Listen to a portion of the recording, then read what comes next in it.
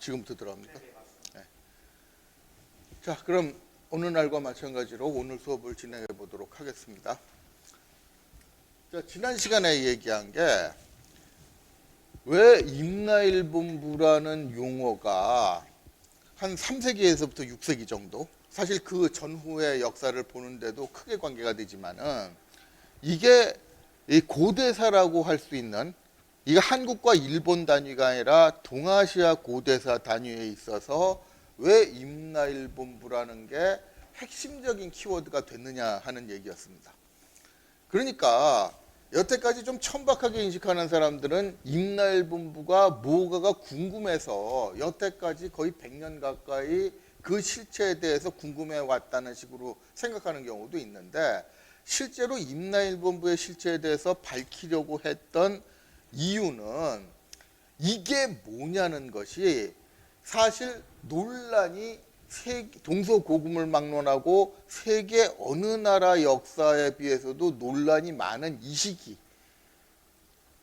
한국과 일본 동아시아 고대사에서 3세기에서 6세기는 어떻게 되면 고대사의 핵심적인 시기에 국제정세가 어떻게 설정되어 있는지를 보여주는 이 태도를 결정짓는 결정적인 이유가 되기 때문에 그랬습니다. 그래서 크게 네 가지를 얘기를 했는데, 첫 번째는 이게 임나일본부가 야마토에가 출병을 해서 점령한 한국계 고대 국가들을 통치하기 위한 기관이다라고 하면, 이거는 그냥 통치기관이라는 수준에서 끝나는 게 아니라 야마토 외가 고구려에 맞먹는 동아시아의 핵심 세력, 그러니까 강력한 고구려 세력에 맞서는 핵심 세력이었다는 얘기가 되고, 이 구도를 가지고 동아시아 역사를 분석하게 된다 그랬죠. 두 번째, 이제 이게 황국사가 좀 온건파가 얘기를 하는 건데, 통치 기관은 아니었다. 이게 부정하는 선에서 출발을 하면은 통치 기관이라는 것보다 야마토웨의 위상이 많이 약화될 것 같지만, 실제로 보면 그래도 야마토웨가 한국계 고대 국가에 비해서는, 물론 이 안티기 고구려 세력은 이 남방 세력들이지만 남방 쪽에 있는 백제신라가야 같은 한국계 고대 국가보다는 우위에 서서 국제 정세를 주도했다는 것.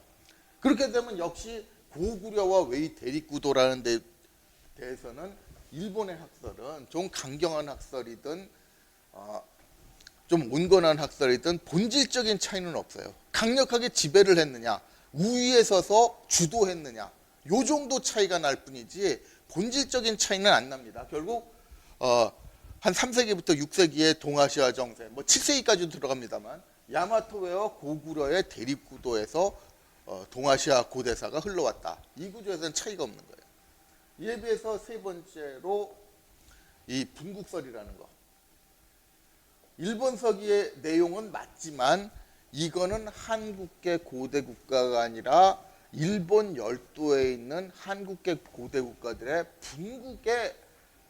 분국과의 관계, 야마토에와 한국계 고대 국가의 분국과의 관계. 이렇기 때문에 이거는 얘기가 완전히 달라지죠. 일본 서기의 내용을 긍정하지만 이거는 일본 열도 내에서의 문제이기 때문에 그 본국들과는, 한국 고대 국가 본국들과는 별 상관없는 얘기다라는 얘기가 되면은 이 그림은 한국계 고대 국가들의 일본 열도 진출에 대한 얘기가 되는 거지, 야마토에다가 한국계 고대 국가의 본국들이 영향받은 얘기가 아니라는 얘기가 됐습니다. 근데 이거는 임나라는 키워드를 바탕으로 보면 요 설에서는 절대 임나가 본국과 관계가 되면 안 되는데, 이 본국과 관계되는 얘기가 너무 많이 나와가지고, 또 일본석의 내용을 보더라도 뭐 수나라와의 전쟁이 나오는 등의 이 일본석에 나와 있는 고구려 백제 신라가 이거는 도저히 열도의 분국으로 보기가 어려운 증거들이 너무 많이 나타나기 때문에, 또 그런 거를 구분해서 본국과 분국을 구분하는 기준점도 명확하지 않기 때문에 별로 이제 학설사적인 가치만 있는 거지, 이게 북한에서는 아직도 이걸 공식적인 입장으로 밀고 있고 대한민국의 일부 제야사학자라고 부르는 계통에서 이설을 주장하고는 있지만 학술적으로 그렇게 강력한 파워를 가지든 못한다고 얘기를 했을 겁니다. 그리고 네 번째가 가장 늦게 등장한 이 한국개설인데 임나일본부를 백제군사령부라고 해석하는, 물론 이게 나중에 문제가 되니까 요거를 이제 외계 백제관료라는 식으로 조금 약화돼서 해결을 해보려는 시도가 있었다고 얘기했어요. 요소를 간단하게 얘기하면은 369년에 가야를 평정한 주체는 외가 아니라 백제였다. 그러면은 이건 크게 바뀌죠. 그냥 일본 서기의 내용을 인정하는 게 아니라 일본 서기의 내용은 백제가 주체가 돼서 벌인 사업을 황국사관에 입각해서 이걸 다 마치 외가 주도한 것처럼 썼기 때문에 오해가 난 거다. 그럼 요설의 가장 큰 근거는 결국 아까 말한 핵심적인 시기의 대립구도가 고구려와 백제로 나옵니다. 그래서 이게 사실상 사설에 나와 있는 흐름을 봐도 고구려는 적어도 이 남방계 쪽에서는 백제를 최대의 가상적으로 생각하고 국가를 운영했다는 건 명백하게 드러나기 때문에 이게 맞는데, 문제는 백제 군사령부라고 얘기한 거, 또는 좀 약화시켜서 외계 백제 관료라고 얘기를 해봤자 이쪽에 왜 외인들이 득실거리며 단순히 외인들만 득실거리는 건 백제 관료라는 식으로 외인들을 백제 관료로 고용했다는 식으로 설명할 수가 있지만, 실제로 인사권부터 시작해서 이 임나일본부의 행각, 이게 이 백제에 그냥 반항을 하는 정도가 아니라 아예 반역이 될지까지 버리고도 처벌을 받지 않았다는 형태를 볼 때 이게 백제계 기관이라고 보기가 굉장히 어렵다는 얘기가 나옵니다. 그렇기 때문에 뭐 1, 2번에 대해서는 뭐 저도 여러 차례 얘기했지만 뭐 특히 일본 학설은 뒤에 나온 학설들이 어떤 학설이든지 기본적으로 비판으로 깔고 들어가는 논리고, 저거는 아예 노골적으로 황국사관 색채가 드러난다는 얘기는 무슨 얘기냐면 아예 역사학이 아니란 얘기예요. 저거는 일본 제국주의의 정책의 앞잡이 노릇을 하기 위해서 나온 게 너무 뚜렷해가지고 이건 사실 학설이라고 말하기가 좀 민망한 거고, 그래서 사실 더 언급하는 것 자체가 시간 낭비라고 할 정도로 시체다 총재라는 것처럼 확인 사살조차 필요 없는 얘기라는 걸 측면에서 좀 제껴놓는다면, 뒤에서 비판에 집중한 건 2, 3, 4 4개의 학설에 대해서 얘기를 했죠. 이 4개의 학설이 다 조금 전에 설명한 것처럼 문제점들이 드러나기 때문에, 특히 두 번째 학설 같은 경우엔 황국사관 온건파의 학설임에도 불구하고 우리나라에는 마치 우리나라에서 대안을 찾아가지고 보급하는 것처럼 지금 뭐 KBS가 여기 앞장선 게 제일 문제니까 이렇게 드러났기 때문에 좀 문제가 많다는 얘기까지 했을 겁니다. 그런데 제가 개인적으로 단서를 찾는다면은 네 번째 학설, 이게 70년대에 천관우 선생이라는 양반이 처음으로 제기한 학설이라 제일 늦게 등장한 거고, 아까 말씀드렸듯이 이게 임나일본부라는 키워드를 백제 군사령부로 몰다든가 아니면 좀 약화시켜서 백제의 기관이었는데 외인들을 관료로 고용해가지고 가야 통째 이용했다는 이 학설, 이게 요 자체만 딱 뜯어보면 분명히 문제가 있어요.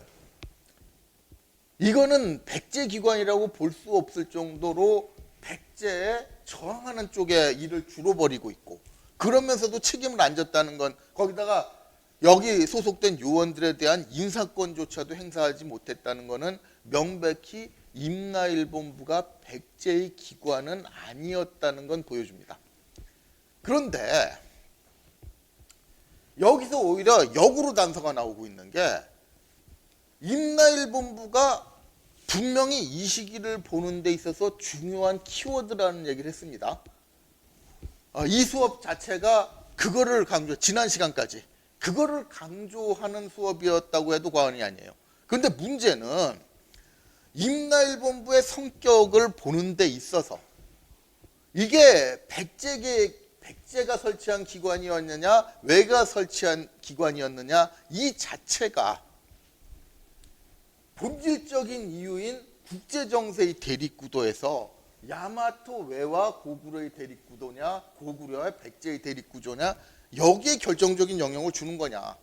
사실 이게 별개가 될 수 있다는 생각을 안 한 거예요. 안 했다기보다 좀 고의적으로 무시를 한 게, 사실 천건호 선생이 임나일본부는 백제 군사령부다라고 얘기를 한 게 오바이긴 맞아요. 그런데 이 부분에 대해서 오바를 했기 때문에 이 부분이 집중타를 맞고 이 학설의 신뢰성도 떨어진 것까지는 인정할 수 있는데, 그러면 그 부분을 빼고 나머지가 설득력이 없느냐? 그 부분에 대해서는 오히려 지나칠 만큼 언급을 안 하는 게 이상할 정도라는 겁니다. 임나일본부가 백제 군사령부라고 했다는 것만 딱 빼고 보면 나머지가 그렇게 틀리는 그림이 안 나와요. 일단 고구려와 백제의 대립구도라는 거. 사실 큰 윤곽을 보면 뭐 삼국사기는 말할 것도 없고, 중국 사설을 봐도 그렇고, 심지어는 외국이 그렇게 심한 일본 쪽의 역사서를 보더라도 이것이 고구려와 이 백제의 대립구도가 명확하게 드러난다는 데 있어서는 크게 문제를 삼을 게 있겠느냐 하는 게 있고, 그렇다면은 이거 안티 고구려 세력의 중심이 결국은 백제였다는 거 아니냐. 이 그림까지 부정이 되는 건 아니라는 얘기예요. 그런데 오히려 요게 잘못됐다는 걸 빌미로 백제가 당시 동아시아 남부에서 핵심적인 역할을 하고 있었다는 것까지 다 묻어버리는 거. 그러니까 그걸 묻어버리기 위해서 369년에 백제가 왜와 협력을 해서 가야 지역을 수중에 넣은 것 같다는 요 얘기까지도 없었던 일로 만들어버리는 것. 이걸 없었던 일로 만들어버리기 위해서 이유 같지 않은 이유인 고고학까지 동원해서 해괴한 논리를 갖다 붙여서 369년에 굉장히 핵심적인 사태를 지워버리려고 한 거 아니냐. 이런 의심이 든다는 겁니다. 그러니까 369년에 왜 자꾸 이 백제가 등장했던 얘기를 무시할 수가 없느냐면은 성왕 때 6세기가 돼서 성왕이 말끝마다 초고왕, 귀수왕을 들먹이는 게 일본 서기에 나온단 말이에요. 그럼 일본 서기가 황국사관에 입각해서 이런 거짓말을 써놓을 필요가 있었느냐? 사실 이유를 찾기가 어렵거든. 이거는 성왕이 초고왕, 귀수왕, 그러니까 백제의 근초고왕과 근구수왕 때 백제와 가야가 자제, 동생 같고 아들 같은 관계를 맺었다는 얘기를 계속 반복해서 하고 있는 겁니다. 그럼 백제와 가야가 그런 관계였다는 걸 일본 서기가 왜 강조를 해주고 싶겠느냐는 거예요. 일본 서기 편찬자들이 그런 얘기가 없었던 거를 조작을 해서 굳이 넣을 이유가 없다는 거예요. 그건 오히려 황국사관은 도움이 안 되거든. 가야가 백제와 밀접한 관계가 있었다는 거고, 또 그 성왕이 그 얘기를 하면서 주변에서도 일본부 요원들을 윽박질러요. 황국사관에 입각해서 썼다면 오히려 전혀 조작을 해 넣을 필요가 없는 얘기가 들어가 있다는 얘기입니다. 과연 이것까지 없었던 일로 쳐야 되느냐. 이걸 보면 성왕이 이 정도까지 언급하는 거, 그것도 왜 언급하느냐. 소위 말하는 임나재건, 임나부흥이라고도 얘기하는데 그 사안과 연결을 해서 얘기하는 거예요. 임나를 죽이고 와서 부흥을 시켜야 되겠는데 어떤 방법을 취해야 될 거냐 해가지고 당사자인 임나의 요원들, 그러니까 가야 각국의 요인들을 부르고 일본부 요인까지 불러가지고 논의하는 자리에서 이런 얘기가 나오는 거예요. 여기에 없었던 일을 성왕이 언급을 했을까? 그리고 성왕이 언급하지도 않은 거를 일본 서기 편찬자들이 굳이 조작을 해서 넣었겠느냐. 이게 말이 안 된다는 거예요. 그럼 이건 어디서 나온 거냐. 일본 서기가 참고하고 있는 백제 3서, 백제기 백제 신천 백제본기라는 백제 쪽 역사서가 있었다는 것도 일본 서기에서만 거의 밝혀지고 있는데, 일본 서기를 쓸 때 그 백제 삼서를 참고했다는 것도 거의 공인이 되고 있는 사실이에요. 그럼 이거는 백제 쪽 역사에서 나온 거 아니냐. 백제 삼서가 일본 서기에 노골적으로 거의 전문을 밝혀놓다시피는 안 하고 자기 원하는 것만 발췌시켜서, 그것도 일부 자기들 좋은 대로 왜곡을 시켜서 얘기하고 있는 건 분명하지만, 적어도 백제 쪽 역사서의 입장을 일부라도 보여주고 있는 게 일본 서기라는 얘기예요. 그럼 이거는 이 뿌리가 백제 삼서에 있는 거로 봐야 되지 않겠느냐. 그러면 저거는 오히려 일본 서기의 내용 중에서도 그나마 신뢰성이 높은 부분으로 쳐야 되는데, 이런 것까지 다 뭉개고 있다는 얘기예요. 이거는 나머지 정황과 비교해서 보더라도 4세기에서부터 성황 때까지, 적어도 이 상황에 나타나는 걸로만 봐도 이때까지 백제가 한반도 남부는 물론이고 일본 열도까지 포함한 동아시아 남부 국가들에 있어서는 주도적인 역할을 하고 있었던 걸 보여주는 건데, 이것까지 왜 무시를 하느냐. 그러면 왜 여기서 천관호 선생님이 백제 군사령부라고 떨컥 얘기를 해서 문제가 되느냐라는 건데, 이거는 천관호 선생이라는 양반의 이 불행한 좀 개인사, 그리고 이거는 그냥 이 양반이 불행하게 살았다는 얘기가 아니라 그 불행한 개인사가 사실 연구를 내실 있게 완성시킬 수 있는 상황이 못 됐다는 거, 이것도 감안을 하고 봐야 돼요. 그러니까 사실 뭐 이 양반을 천재라고 부르는 사람들이 많은 게 왜 천재겠어요. 막말로 이 양반이 서울대학 교수가 돼가지고 좋은 환경에서 연구를 계속할 수 있었으면 이것보다는 훨씬 낫게 밝혀질 수 있을지 몰라요. 그런데 천재라고 하면서 그 천재를 역사학계에서 어떻게 대접을 했는데, 시간 강의 하나 안 주려고 그래가지고 내가 듣기로는 이 양반 사회학과 정치학과에 가서 강의했어요. 얼마나 핍박을 받았는지. 그리고 학계에 뿌리를 내리지 못해가지고 신문사에 취직을 해가지고, 동아일보사였던 걸로 기억하는데 거기 취직을 해가지고 대부분의 생애를 기자로 보냈어요. 거기다가 손가락 어디로 가나. 하도 목 같은 걸 못 보겠다고 기자 생활하면서도 막 그냥 펜대를 휘두르는 바람에, 그때가 바로 여러분들은 기억도 못할 테지만 삼선개헌 유신 이거 할 때예요. 거기에 막 비편 기사 써가지고 결국은 회직되고 가택연금 당하고. 그러니까 이 양반이 역사학계에 있지도 않은 기자 활동을 하면서 글을 썼다는 얘기인데, 원래 전공도 고대사 아닙니다. 조선 후기 실학 연구했던 사람이에요. 이 양반이 학교 그 실학 연구할 때도 능력이 뛰어나다고 장래가 촉망된다 그랬는데, 하도 기회를 안 주니까 신문사에서는 똑똑한 거 보고 덜컥 스카우트를 해버리고, 먹고 살아야 되는데 어떡할 거예요. 이러다 보니까 왜 고대사 연구를 시작했냐면 가택연금 당한 상태에서 시작했다는 거예요. 이유가 두 가지랍니다. 하나는 개설서를 쓰고 싶다는 그 욕구가 있었고, 두 번째는 가택연금을 당하고 보니까 고대사가 제일 하기 쉽더라는 거예요. 왜 그러냐면 근대사만 하더라도 조선 후기 정도만 하더라도 자료가 많으니까 그 자료를 많이 보고 글을 써야 되는데, 그러자면 이 가난한 양반이 집에다가 자료를 다 쌓아놓고 있을 리가 없잖아요. 도서관 같은 데 왔다 갔다 하면서 그 자료를 보고 써야 되는데 여건이 안 되는 거예요.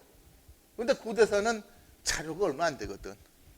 삼국사기, 일본서기를 비롯해서 몇 개 금속문이나 이런 거 갖다 놓으면은 웬만한 거 다 볼 수 있으니까, 나 개설서 쓰는 김에 자료도 못 보는데 집 밖으로도 못 나와가지고, 코로나 때문에 자가 격리를 한 게 아니라 공권력에서 가택연금을 당한 겁니다. 나가면 잡혀가요. 그러니까 집 밖에도 못 나가는 거 그때 시작한 거예요. 그러니까 왜 천재라고 그러냐면은 그렇게 열악한 상태에서 얼마 안 되는 자료를 보고 참신한 아이디어가 나왔으니까 천재라고 인정을 하는 겁니다. 근데 천재는 아무리 천재라도 참신한 발상을 할 수 있지만 그 발상을 완성시키는 데 있어서는 그걸 가다듬는 굉장히 큰 노력이 들어가야 되는데 후속 노력을 할 수 있는 상황이 아니에요. 그러니까 이 양반이 이 가야사에 대해서 논문을 쓴 건 이 가야사 연구라는 책이 있어요. 그 중에서 보건가야사라는 부분이 있습니다.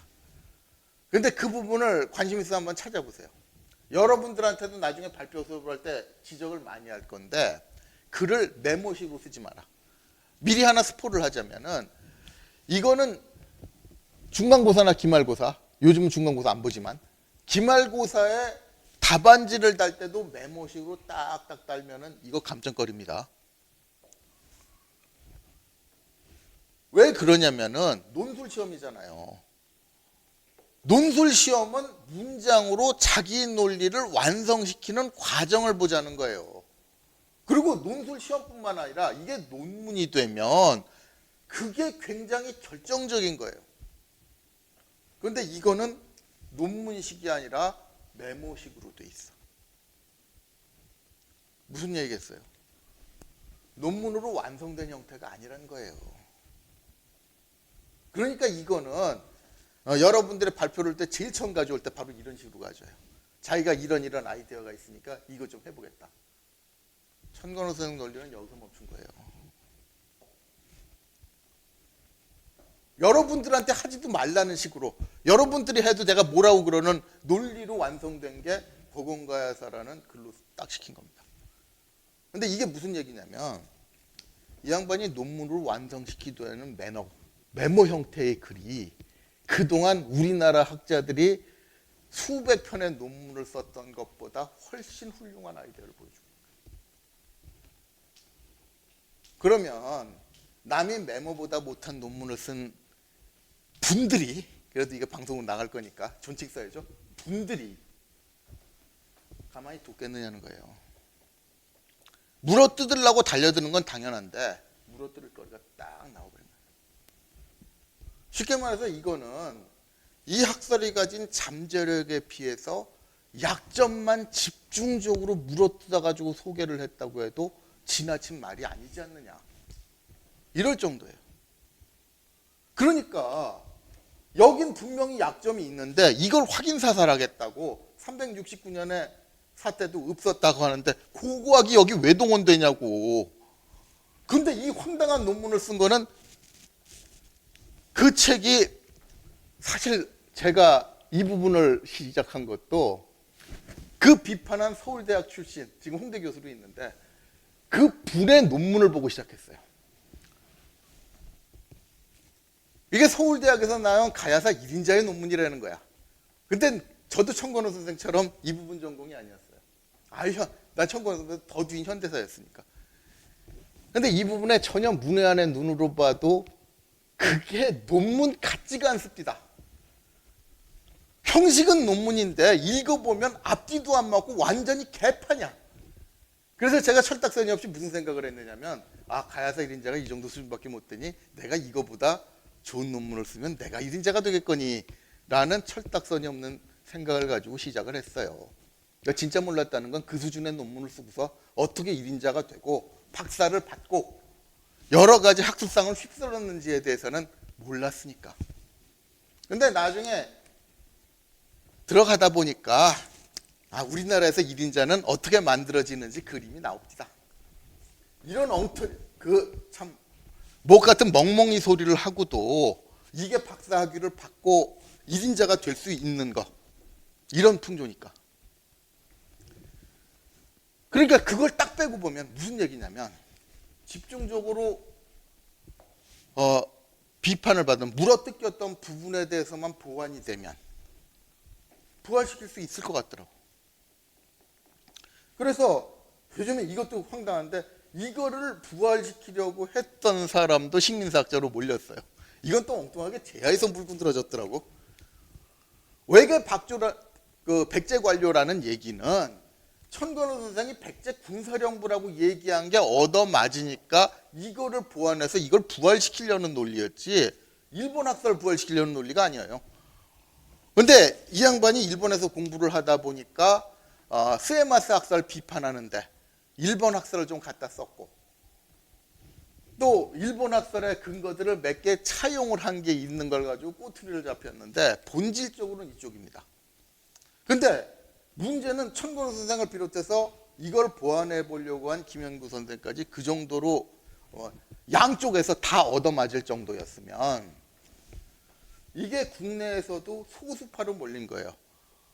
대한민국에서 이 부분에 대해서 유일하게 독자적인 학설을 낸 게 오히려 대한민국 주류건, 제야건, 물어뜯기 바빴다는 얘기입니다.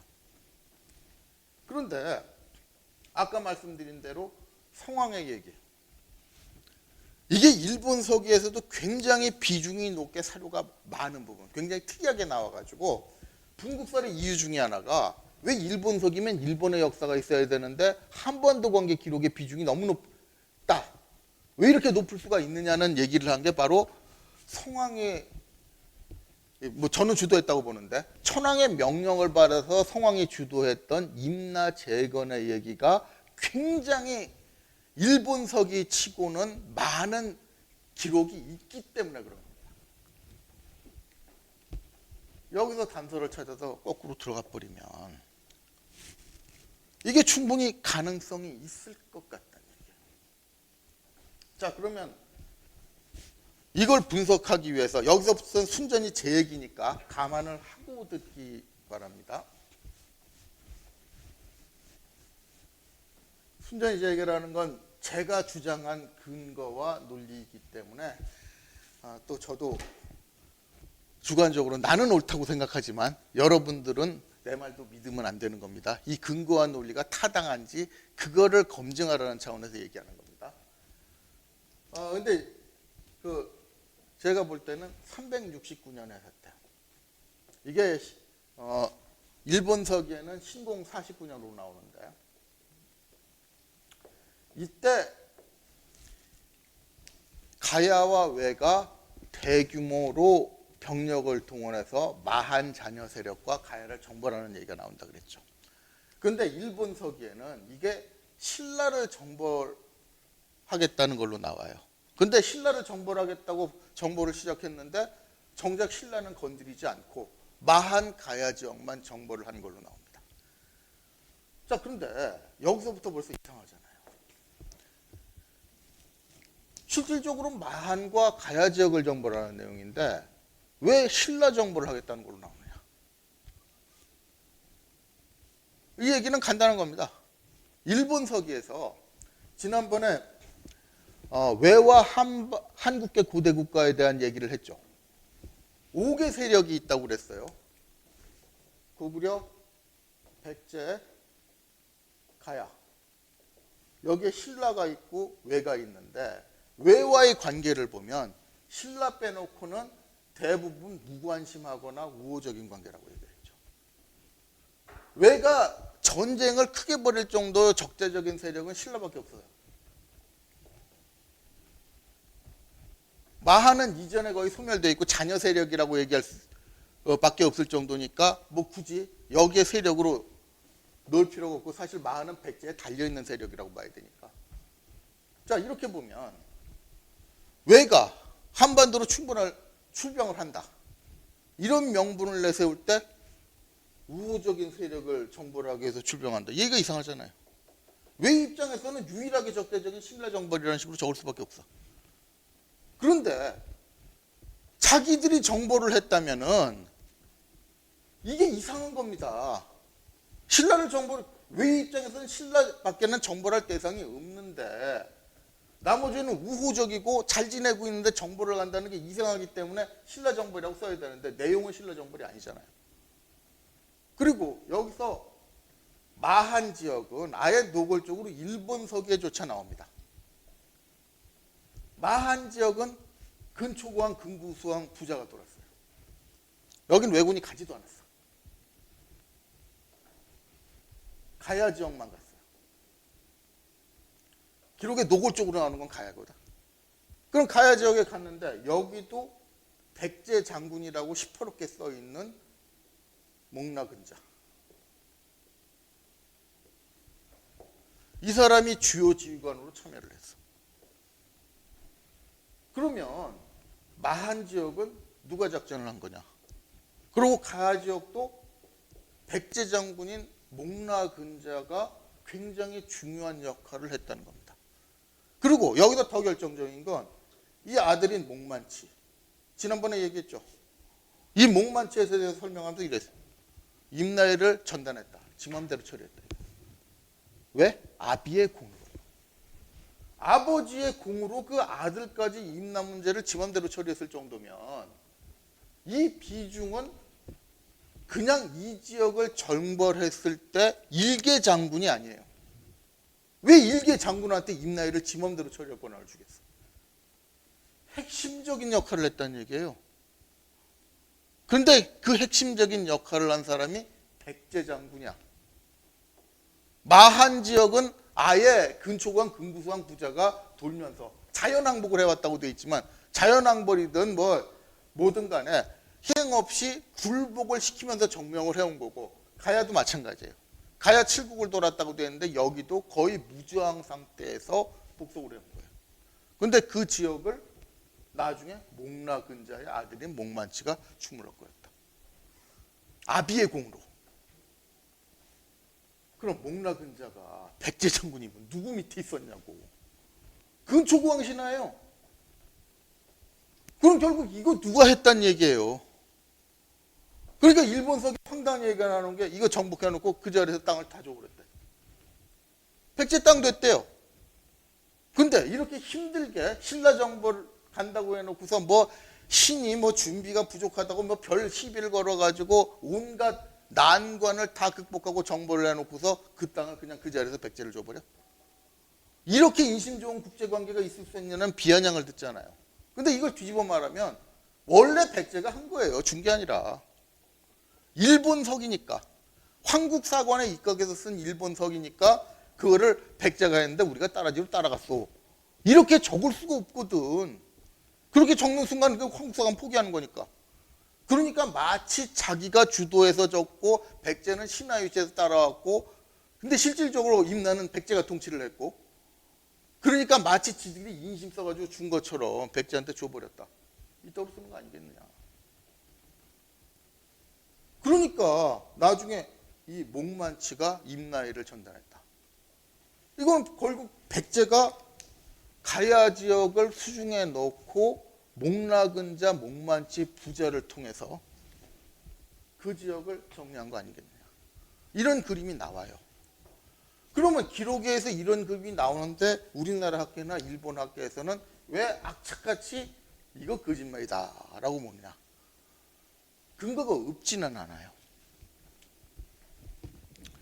이거는 바로 목만치하고 목라근자 부자 관계 속에서 이거 꼬투리를 잡는 건데 이 꼬투리 잡는 걸 보면은 전에 소개한 강정훈 교수가 삼국사계에 나와 있는 그 신라 인물들 간의 인간관계 할아버지와 손자가 왜 이렇게 200년 차이가 나느냐 이따구로 잡은 거하고 별로 차이가 나지 않는 것 같다는 겁니다. 그럼 왜 났냐면은 이런 거예요. 이 목만치에 대해서 설명하면서 이 말이 나와요. 신라를 정벌할 때 목라근자가 그 나라 여자를 취해서 낳은 게 목만치다. 이렇게 적혀 있어요.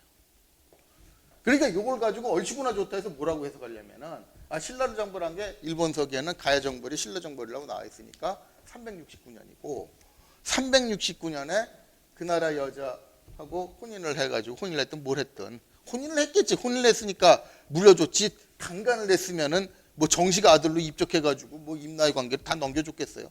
나중에 이 목만치가 이걸로 백제 실세가 돼가지고 왕비하고 정을 통하다가 나중에 이제 전국이 뒤집힌 다음에 일본으로 건너갔다 이런 말까지 나오는 정도로 목만치는 거물로 성장을 하는데 그러니까 어쨌든 그 나라 여자하고 혼인을 해가지고 목만치를 낳았으니 이건 목만치가 태어난 연도가 369년이다. 이렇게 되는 겁니다. 그럼 목만치가 369년에 태어났다는 게 뭐가 문제냐라고 생각할지 모르겠지만 이 목만치 나중에 또 나옵니다. 언제 나오냐면은 그 유명한 장수왕이 백제를 정벌할 때 대규모 3만 병력을 내려가서 한성 백제를 멸망시키는 일 있잖아요. 그럴 때 그 한성 백제의 남성이 그 함락되기 직전에 계로왕이 문주를 피난 보내면서 의탁을 합니다. 이게 왕제인지 동생인지 아들인지는 몰라도 계로왕의 후임으로 백제 왕이 될 사람이에요. 이 사람을 보내면서 혼자 가라 이럴 수는 없잖아요. 그 문주를 호위해서 보내는 2명을 지목을 했는데 그 중에 하나가 목만치예요. 475년에 딱 보면 이상하다 이렇게 되죠. 369년에 태어난 사람이 475년이면 몇 살입니까? 한 107살쯤 될 거예요. 100살이 넘은 영감한테 백제의 차기 대권 주자를 맡겨서 보냈다. 100살이면 지금도 못 가는 나이인데 그래서 이상하다고 나오는 겁니다. 이거를 트집을 잡아가지고 에이 이거 엉터리다 이렇게 몰아버린 거예요. 그러니까 이거는 아예 목나근자와 목만치의 관계가 이상하다 이게 아니라 아예 없었던 일을 갖다 붙이니까 다 가공의 인물을 갖다 붙였다 이런 식으로 해가지고 심하게 나가는 쪽은 그렇게까지 나가요. 이 자체가 없었던 일이 조작세에 들어간 거다. 사실 계로왕 때면은 일본 서기가 가장 없었던 일을 많이 넣을 건데 그 시기이기 때문에 이 내용도 없었던 일이 엄청나게 왜곡 과장돼가지고 들어갔을 거자 이런 식으로 몰아가는 거예요. 그러니까 목나근자와 목만치 이 백제 장군 부자의 활동도 못 믿을 걸로 몰아가지고 이걸 통해서 369년에 가야 지역의 평정 문제까지도 없었던 일로 해주세요가 된 겁니다. 자, 그런데 이게 강정원 교수 논리하고 많이 비슷하잖아요. 인간관계가 틀었으니까 아예 거기 관련된 사건까지 통째로 조작된다. 이런 식으로 몰아가는데 그때도 기억이 나잖아요.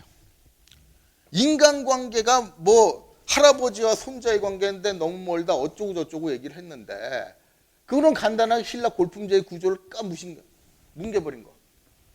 근친혼이 횡행했던 신라 사회에서는 그 인간관계 지들도 몰라. 그러니까 삼국사기 삼국유사에 누구는 누구 아들이라는 말도 있고 누구 아들이라는 말도 있다는 이설이 나올 수밖에 없는 게 그거는 그 구조를 기본적으로만 이해해도 신라 사람들도 지 관계를 몰라요. 제일 간단하게 이모하고 혼인할 고려 인종만 하더라도 그 아들이면은 도대체 이게 누구한테 누구 아들이고 어떤 관계로 설정을 해야 되는지 헷갈린다고 얘기했잖아요. 신라는 그거보다 뭐 10배, 100배 복잡하니까. 그런 걸 다 무시를 해버리고 이 관계가 뭔가 안 맞는 게 있는 것 같으니까 뭉개. 똑같은 수법으로 나온 거예요. 자, 그런데 여기서 간단하게 모는 그 파해법을 제시하는 건 이런 경우가 있어요. 목만치라고 되어 있지만 실제로 이 목만치 이름 보면 목현만치, 목리만치, 목만치 이런 식으로 이름을 다 다양하게 쓰는 데다가 또 한 가지 특징이 동명이인이라는 게 있잖아요. 실제로 삼국사기에도 동명이인이 나옵니다. 백제 인물 중에서 해구라는 인물이 있는데 그 병관좌평 해구가 무슨 왕 때인가 반란을 일으켰다가 사형을 당해요. 근데 한 100년인가 후에 해구라는 인물이 중요 관직에 입문되는 게 나와. 그럼 한 번 죽었던 해구가 부활을 해가지고 다시 무슨 고위 관직에 올라갔을 리는 없죠. 그건 앞에 나오는 해구와 뒤에 나오는 해구는 분명히 별개의 인물이에요. 목만치도 이거 별개의 인물 아니냐. 아니 목만치라는 이름은 그 목시 자체가 백제에서 8대성 중에 하나고 얼마 안 되는 사람 중에서 뭐 한국 사람 중에도 동명이인이 얼마나 많아. 나같이 별로 남자 이름이 없을 것 같은 이름도 동명이인이 많아가지고 심지어는 지금 뛰고 있는 축구팀에도 똑같은 이름이 있어가지고 얼마나 헷갈리는데. 무슨 청담동 주식 부자 이 사람도 이름 똑같고. 그러니 백제인 중에서도 동명이인이 없으란 법 없지 않나 이렇게 간단하게 넘어가는 방법도 있고요. 이것보다는 또 다른 방법도 있어요. 자, 여기 일본 서기에 나오는 거, 그 기사도 가만히 이 분석을 해보면은 여러분들이 한문으로 역사를 쓸 때, 심지어는 한문이 아니어도 그래요. 역사를 쓸 때 여러분들이 쓰던 누가 쓰던 간에 그 시대에 있었던 일을 미주알 고주알 다 적느냐는 겁니다. 그럼 한 100년치 역사를 쓰려면 100년치 역사 시시콜콜 다 적으면 책 몇십 권 가지고도 모자라겠죠. 근데 주요 현안이 있을 때는 대개 뭐 소설에서도 그러지 이건 역사도 마찬가지예요. 그때 일어났던 복잡했던 상황을 압축을 해서 쓰게 돼 있어요. 자, 그런데 여기서 신라를 정벌할 때 그 나라 여자를 취해가지고 아들을 낳았다 이 얘기를 한 문장으로 돼 있으니까 같은 연대에 일어났다고 생각을 하는 거예요. 근데 가만히 생각해 보면 애가 엄마 뱃속에만 10달 있어야 되는데 그러면 그 해에 태어날 수가 없는 거거든. 근데 엄마 뱃속에 있던 10달 가지고 다음 해에 태어난 1년을 문제 삼자는 게 아닙니다. 이거는 신라를 정벌하던 시점과 여자를 얻었던 시점, 그리고 그 여자에게 아이가 나올 시점이라는 게 굉장히 시간 격차가 있을 수 있는 얘기예요. 아니 생각을 해보세요. 목나근자가 아무리 여자를 밝혀도 그렇지 지금 가야 평정 사업을 하면은 가야 지역에서만 7개를 돌았고 저 뒤에서는 마한 지역까지 돌았고 돈 다음에 이거를 관리를 해야 되는데 그때는 업무가 폭주할 때입니다. 이런 상황에서 여자 얻어가지고 상열지사에서 애 만들 생각 붙어 있겠느냐는 거예요. 그리고 여기서 재밌는 게 목나근자와 목만치가 임나이를 마음대로 처리했다 그랬죠. 그럼 왜 백제 조정이 직접 처리를 하는 게 아니라 목난치하고 목나근자 이 부자한테 지 맘대로 처리하고 권한을 줬겠어요? 이게 요즘이 아니란 얘기입니다. 요즘은 지구 반대편에 있는 나라도 비행기 타고 가면은 뭐 하루 이전에 갈 수 있지만 옛날에 서울 지역에서 이쪽 지역이면은 지금 경상도 지역인데 여기를 제일 빨리 갈 수 있는 수단이라서 말밖에 없어요. 그런 거리를 허구한 날 오락가락 할 수가 없잖아요. 그러면 무슨 얘기냐면 이 지역에다가 백제 요원 하나 파견돼 가지고 그 지역을 아예 죽치고 앉아서 관리를 하게 됐다는 얘기예요. 그럼 목나근자 입장에서 생각해보라. 처음에는 정신없이 업무가 폭주를 하니까 그 일 처리하느라고 정신없이 가겠지만 시간이 좀 지나가지고 몇 년 지났어. 그런데 남자 혼자가 나와가지고 객지에서 살아. 어느 순간에 뭐 여러분들도 느끼겠지만 어디 출장 가가지고 낯선 지역에서 한 10년 살아봐요. 그때부터는 뭔가 허전하거든. 그래서 남자들이 그럴 때 결혼 많이 해. 그런데 결혼을 하는 것도 현장에 나가서 거기서 죽치고 있는데 뭐 손본다고 백제까지 왔다 갔다 하면서 얼굴도 못 본 여자 얻고 싶겠냐고. 그러면 현지에서 뭐 이 정도 지위에 있는 사람이라면 여자들 줄 섰을 텐데 그 중에 골라가지고 혼인한 다음에 나중에 애 낳는 것도 그렇잖아요. 혼인했다고 바로 애가 나와. 더군다나 옛날에는 딸들한테 뭐 안 넘겨줬잖아요. 위에 줄줄이 딸 낳다가 막판에 늦둥이 목만치가 나왔을지 알게 뭐야. 그러면 목만치가 태어난 시기는 실제로 369년에서 꽤 멀 수 있다는 얘기입니다. 그러니까 이렇게 얘기를 해도 목나근자하고 목난치가 아들이라기엔 나이 차이가 너무 많다는 건데 아니 사실 이게 뭐가 이상해. 얼마 전에 우리 동기놈도 혼인해가지고 애 낳았어요. 50대 중반에. 요즘도 쉬운둥이 예순둥이 흔합니다.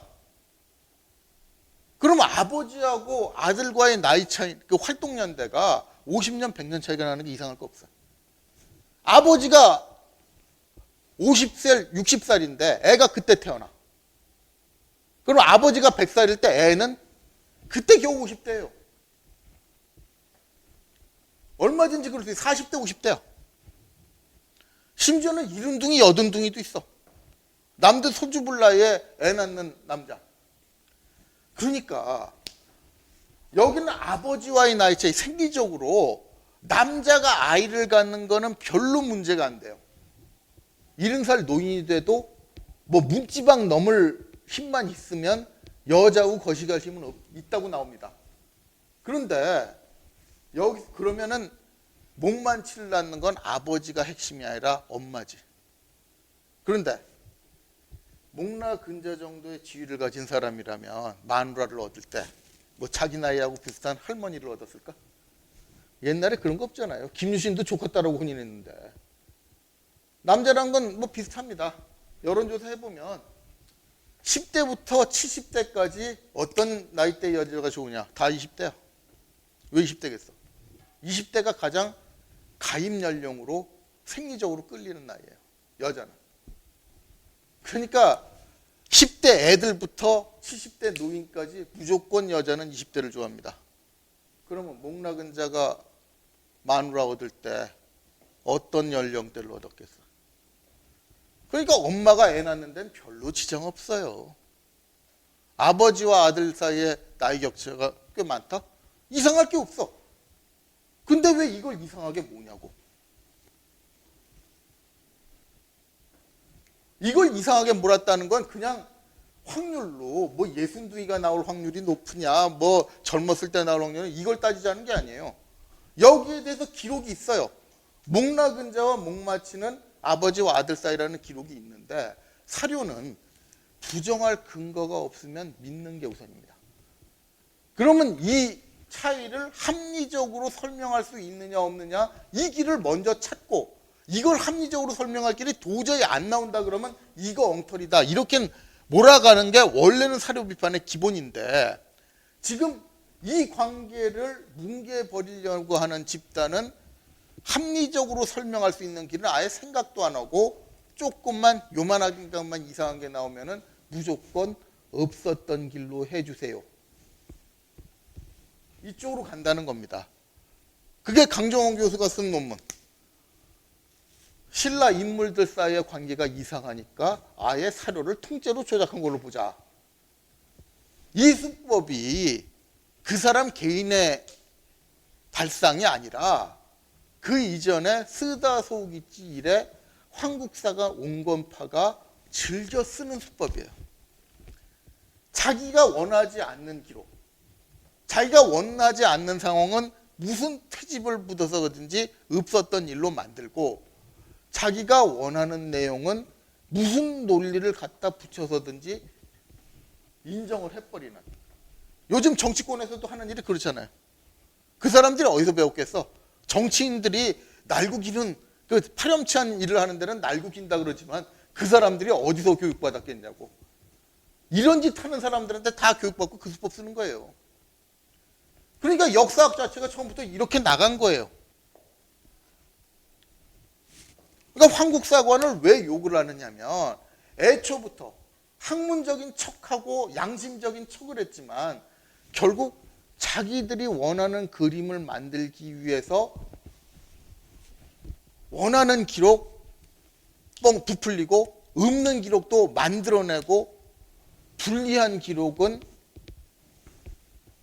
무슨 트집을 잡아서인지 없었던 일로 만들어버리는 수법이 여기 나온 거 아니냐 이렇게 됩니다.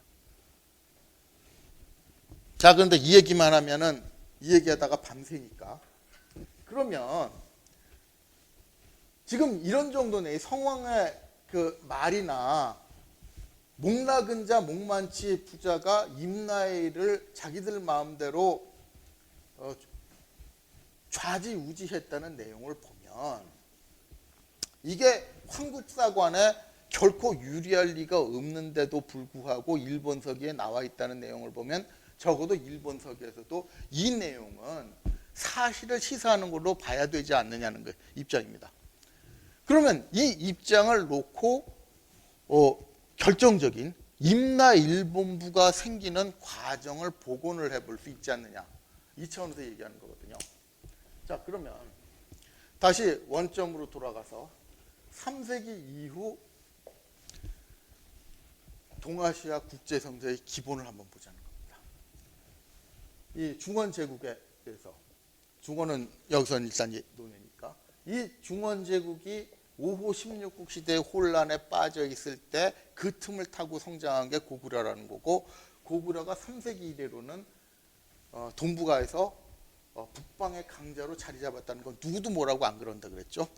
그리고 이 남방에 안티 고구려 세력이 생겼는데 그게 백제와 가야, 외를 연결시키는 세력이었다.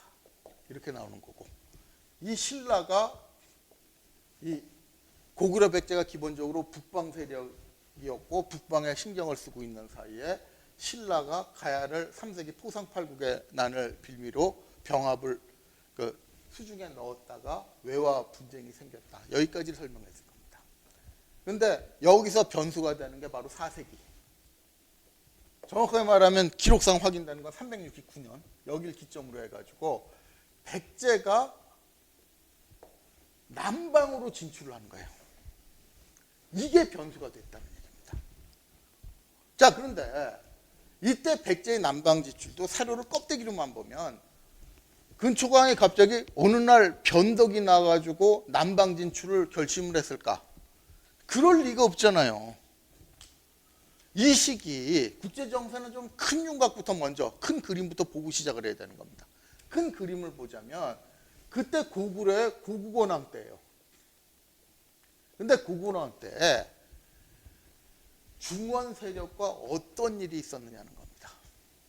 근초광이 움직이기 전에 이 전현, 이 연의 모용씨, 중국사를 보면 사실 모용황이 전현을 세우고 한참 세력을 팽창할 때는 이 전현이 중원을 통일할 기세라고 봤던 이런 흐름도 있었다 그래요. 그러니까 이 모용씨, 그 중에서도 모용황이라는 인물을 보면 사실 중원의 역사에서도 무시할 수 없는 인물입니다. 그 인물이 고구려 충돌을 벌였죠. 그때 고국원왕은 별로 겁도 안 냈어요. 그런데 여기서 유명한 얘기가 나오죠. 그까짓 거 모양신놈들이 쳐들어와봤자 막으면 그만이지라는 식으로 생각을 하고 5만 대군을 모아서 맞섰는데 유명한 얘기가 나온 게 그거 아닙니까? 침공로가 두 개가 있어.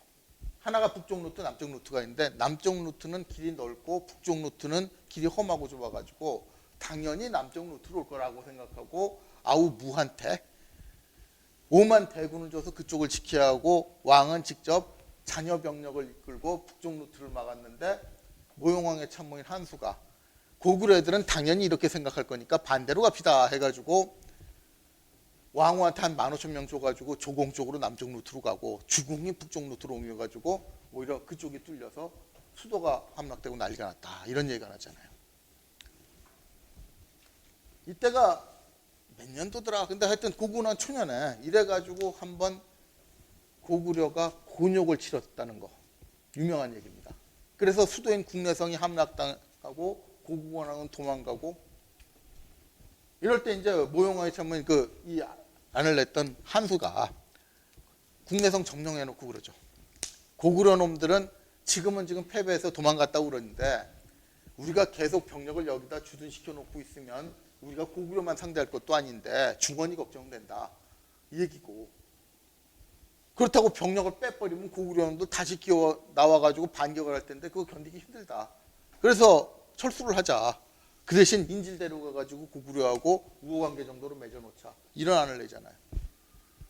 자, 이래서 어느 정도 해결이 됐는데 이 그림을 보면 아무리 외교관계로 해결을 했다고 하더라도 고구려 입장에서는 얻어 터지고 나서 화해도 굴욕적인 화해를 한 거잖아요. 인질 다 뺏기고.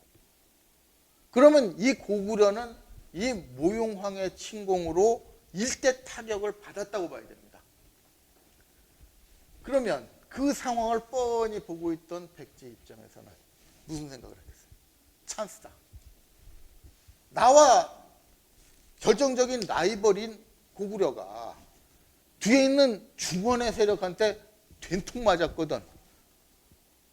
이 그림을 이용 안 하려 그러면 이건 통치자 자격이 없는 거죠.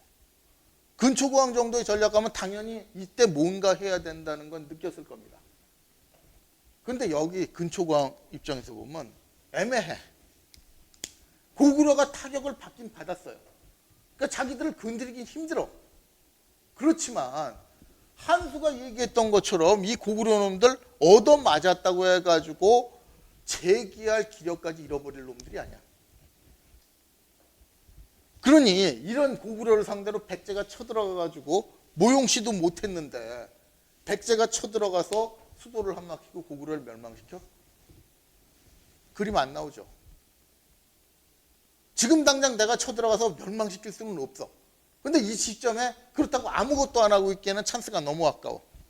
이럴 때 뭐 할 겁니까? 여러분들이 전략 시뮬레이션 게임 할 때도 이런 상황 맞지 않나요? 분명히 내가 병력이 많아. 지금 붙으면 이길 수는 있을 것 같은데 그렇다고 러쉬를 가가지고 상대방 본진 쑥박 만들고 게임 끝내기는 어려울 것 같아. 그럴 때 뭐 할 겁니까? 이때 바로 멀티타임이지.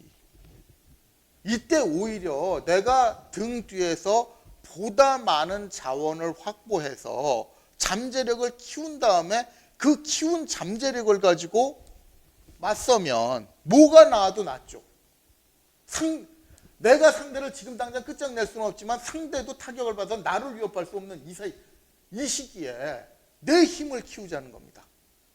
그러면 백제가 힘을 키울 수 있는 방향이 어딜까? 고구려가 다 집어넣으면 북방문 쪽으로 국경만 넘어가고 이건 대규모 전쟁이니까 함부로 할 수는 없잖아요. 그렇다고 중원으로 가? 이건 더 말이 안 되고. 중원 세력은 지금 험악한 전쟁 나는데 여기는 단위가 달라요. 이 시기에도 몇만은 물론이고 몇십만씩 동원되는 군대인데 결국 기동부대 동원해봤자 기록상 몇천밖에 안 나오는 백제 가지고 어떻게 할 수 있는 상황이 아니야. 그럼 제일 만만한 세력이 어딜까? 바로 배후에 있는 남방 세력이죠. 근데 남방 세력이 만만하다고 확 밀고 들어가는 것도 바보짓입니다. 상황을 먼저 파악을 해야지. 그래서 364년 요 시기를 전후해가지고 백제사신, 구절하는 백제사신이 여길 돌아요. 가야의 여러 나라 다 돈 거예요. 그러면서 외화구도 만난 겁니다. 이 구절하는 인물이. 그럼 이 구절가 뭘 했겠어? 백제사신이라는 타이틀 걸고서 이게 전형적인 백색요원입니다. 나 백제에서 파견한 사신이야라고 신분 당당하게 밝히고 여기 돌면서 정서 본 거예요. 여러분들도 뭐 스파이라 그러면 007 같은 흑색요원, 007은 흑색요원인지 백색요원인지도 애매한데 그런 그 난파 간첩 같은 자기 신분을 감추고 활동하는 흑색요원이 스파이의 대부분인 줄 아는데 그 스파이 영화를 그런 흑색요원에 초점을 맞춰서 만들었으니까 그런 거고 실제로 정보 수집은 백색요원들이 대부분 합니다. 이 사람들은 당당하게 해도 되거든. 요즘도 우리나라 대사관 직원들, 유학생들, 상사 직원들 다 스파이예요, 알고 보면. 현장에서 뻔히 보고 있는데 여기서 무슨 일이 났다고 하면 CIA 요원이 가서 보고하는 것보다 일본 상사 요원이 본사에서 보고하는 게 더 빨라. 구조도 그런 역할을 한 겁니다. 백제사신이라고 당당하게 밝히고 삥 돌면서 상황을 다 수집하니까 재미있거든. 이 가야 지역 돌아보니까 이 신라놈들이 한 100년쯤 전부터 이것들 꽉 쥐고 앉아가지고 쥐락펴락하고 있고 이 바람에 외하고는 험악한 방향으로 가지고 그냥 치고받고 하고 앉았고 가야는 역사에서 지워질 정도로 신라 세력에 눌려가지고 명맥만 유지하고 있어. 그러니까 이 상황에서 탁순해서 구조가 외사신하고 만났다는 거 아닙니까? 그리고 외사신이 이 사실을 보고 하니까 신공하고가 왜 눈물을 흘리면서 조상 대대로의 수건 사업이 해결되겠구나 하는 얘기가 되겠어요. 딱 돌아보고 벌써 구조의 보고를 받고 백제 쪽에서는 그림 뜬 겁니다. 이 시기에 신라가 주도권 잡고 있는 이 지역을 자기 수중으로 넣을 수 있는 거지. 그리고 이게 누가 이딴 소리를 합니다. 이때 369년에 백제가 마한 지역과 가야 지역을 평정할 수 없는 이유라고 해놓고서 당당하게 밝힌 이유가 나중에 얘기했지만 369년 그 한 9월경이라고 돼 있는데 이때 보면 고구려가 2만 병력을 동원해 가지고 백제 북변을 침공해 옵니다. 그러면 이거 백제군이 맞아 싸웠지. 그리고 마한 지역 돌고 가야 지역 돌아? 그럼 백제가 아무리 강국이라도 전성기인 근초광대라고 하더라도 3개 방면에서 전투를 치르면서 모두 혁혁한 전과를 거둘 수가 있겠느냐. 그러니까 고구려가 침공해왔다는 기록을 보고 마한 가야지역까지 다 정벌을 했다는 기록을 봐서 이거는 불가능하다. 이딴 소리 하는 사람이 있어요. 그런데 아까도 얘기했지만 일본 서기에 마한 가야 지역을 돌면서 무력 충돌이 있었다고 한 거였어요. 다 자연 항복해왔다 그랬지. 그러면 이 그림이 어떻게 되냐는 거예요. 여기서 백제 그 근초고왕 금구수왕 부자가 한 3만 정도 동원한 것 같은데 아까 얘기를 했지만 삼국사기에서 백제 고구려 백제가 멸망할 때까지 기동부대 동원하는 거 보면 몇 천이라고. 그러니까 5천도 결사대란 말이 어폐가 있는 게 계백이 동원했다는 5천 병력은 여태까지 기동부대로 최대 규모예요. 정예 기동부대로 동원하면 몇 천이 고작이고 만 단위로 동원하면 대병력을 동원한 겁니다. 근데 이 대병력을 동원했다는 얘기는 무슨 얘기냐면 이 당시는 5만 정도 동원할 수 있는 능력도 고구려 이후에는 없어. 그러면 남방 세력에 있어서 만 단위 병력을 동원해가지고 밀고 내려오면 얘네들의 입장에서는 상대가 안 되는 수준이라는 얘기예요. 그러면 어떻게 됐겠냐고. 마한 자녀 세력. 이미 마한의 핵심적인 세력은 온조 때 다 정리가 돼가지고 백제 밑으로 흡수가 됐어요. 나머지들은 자녀 세력이야. 자녀 세력이 백제가 총동원해서 내려온 병력들을 보고서 어떻게 했을까? 여러분들 같은 경우엔 저항하겠냐고. 싸움이라는 것도 이게 여러분들이 그냥 자존심 걸린 주먹 싸움하고 다릅니다. 주먹 싸움에서 지면 몇 대 맞고 끝나지. 전쟁에서 지면 죽어요. 지만 죽는 게 아니라 지네 나라 짓밟히는 거예요. 웬만하면 싸우고 싶겠냐고.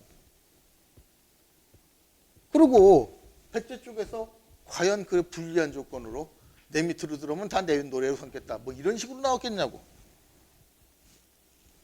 그러니까 압도적인 백제군이 와가지고 앞으로 잘 지내지. 어떡할 거야. 마한 같은 경우에도 핵심 세력이 없는 찢어진 자녀 세력 같은 경우에 별로 저항할 방법이 없어요. 그러니까 전투를 치르면서 점령해 가는 게 아니야. 그냥 무력 시위를 통해 가지고 흡수하는 거지. 그런데 가야 지역 같은 경우에도 그 이상이었을 것 같습니까? 이 시기에 재밌는 게 뭐냐면 364년하고 366년에 근초고왕이 내무왕한테 사신 보냈다 그랬죠. 선물 보내줘가지고. 이걸 껍데기만 보면은 근초고왕이 지가 뭔가 아쉬워가지고 선물 잔뜩 주어가지고 내무왕한테 보낸 것 같아. 이것도 껍데기만 보면 뭐 근초고왕이 아쉬운 것 같잖아요. 근데 이건 백제라는 나라를 우습게 보니까 하는 얘기지. 실제로 유명한 얘기가 진덕여왕 때쯤 되면 여러분들은 김유신이 활동할 때니까 신라가 백제보다 위에 있었다고 생각을 하더라고. 그리고 여러분들 교과서에 보면 착각하게 그려놨어요. 그 당시에 한반도 이 지도 그려놓고서 신라, 백제, 고구려 이따구로 그려놨죠. 그래놓고서 백제사 전문가라는 인간도 어이없는 소리를 하는 게 백제는 이게 백제 의자왕 때 신라 진덕여왕 때 이때쯤 되면 백제는 이 충남 일부와 전라도 정도에 이르는 세력으로 축소됐다. 이따구 소리까지 해요. 근데 이 김유신이 열전에 보면 이 얘기가 노골적으로 나와요. 진덕여왕한테 우리 백제를 좀 치자 하는 얘기를 하니까 진덕여왕 입에서 무슨 소리가 나오는지 압니까? 우리는 소국이고 쟤네는 대국인데 소국이 대국 쳐가지고 괜찮겠느냐는 소리를 해요. 이게 진덕여왕 입에서 삼국사기에 직접 나오는 얘기예요. 이때는 신라가 가야까지 다 집어먹은 상황이에요. 그런데도 신라 여왕 입장에서 백제는 대국, 우리는 소국이라는 얘기가 나옵니다. 이 백제가 우스워 보이냐고. 지도 이따위로 그려놓은 이 상황에서도 백제가 신라에 비해서 대국 소리를 들었는데 근초고왕 때 이 신라에 비해서 백제가 어떤 위상을 가지고 있었겠습니까? 그러니까 이런 거예요. 신라가 가야 지역을 수중에 넣고 쥐락펴락했다. 이거는 백제가 북방 세력으로서 고구려하고 싸우면서 자기 세력 정비할 때 정신이 없었을 때는 호랑이 없는 데서는 토끼가 왕 아닙니까? 여기서는 지가 대장 노릇 할 수 있어. 근데 백제는 좀 우습게 얘기하자면 전국구예요. 고구려하고 맞짱 뜨던 그 집단이야. 이게 신라한테 와가지고 소문은 익히 들었을 거 아닙니까? 전국구 파워를 가진 집단이 와서 뭐 조직폭력배 싸움에 전국구라고 이름만 듣던 놈이 떡하니 사람 보내가지고 앞으로 우리 잘 지내지. 어떡할 거야? 난 너 같은 놈 몰라 하고 손을 딱 치는 순간에 뭐가 되겠어요? 이거 소위 지가 걷어찬 거지. 얻어맞아도 할 말도 없어. 명분도 없어. 그러면 고구려가 지금 무용씨한테 둘겨 맞아가지고 정신이 없는 사이에 백제 애들 열받아가지고 확 밀고 들어오면 이때는 고구려하고 신라도 뭐 관계가 확실하게 맺어진 상황이 아닌데 신라가 무슨 수로 뒷수습을 합니까? 그러니까 이거 자체가 근초광의 포석이라고 봐야 돼요. 사신번 해가지고 적당히 화해하지. 우리 앞으로 잘 지내지. 이렇게 딱 얘기를 하는 거예요.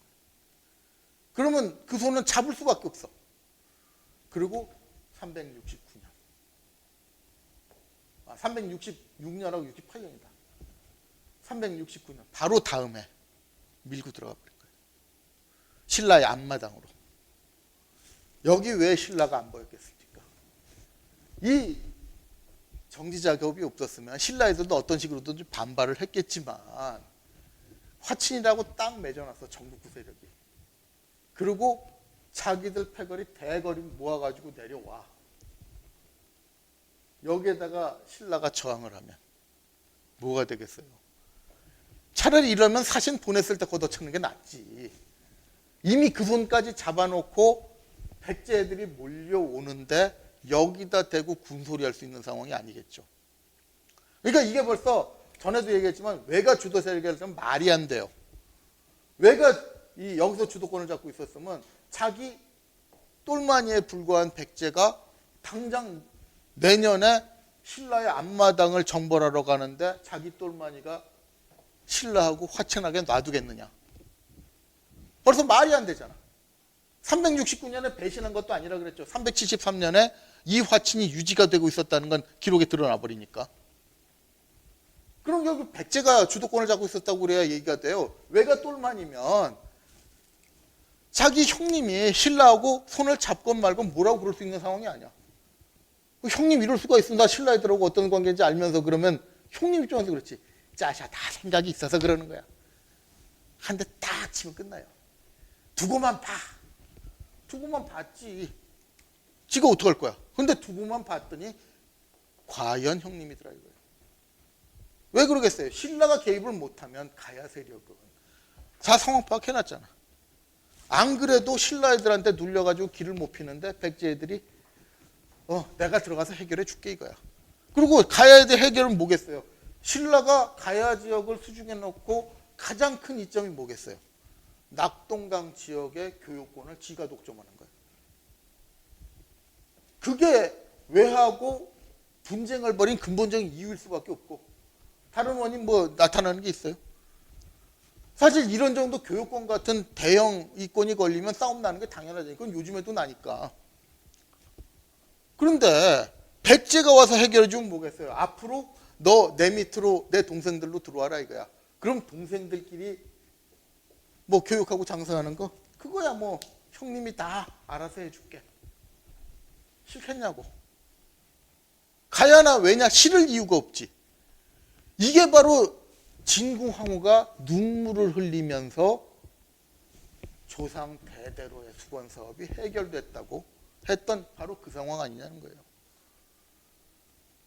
그 다음부터는 임나라는 말이 나오는데, 자, 임나라는 말이 제일 처음 나오는 기록이 언제냐면 5세기 초에 광개토대왕입니다.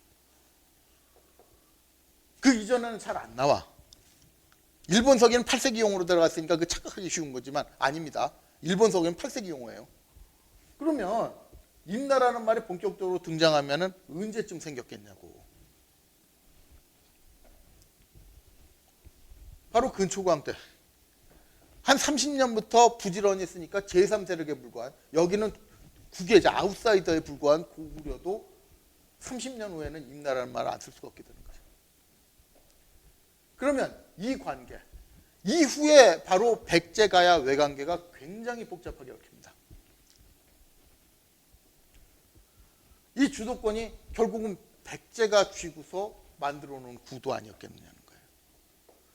이 근거가 나오는 게 이런 겁니다.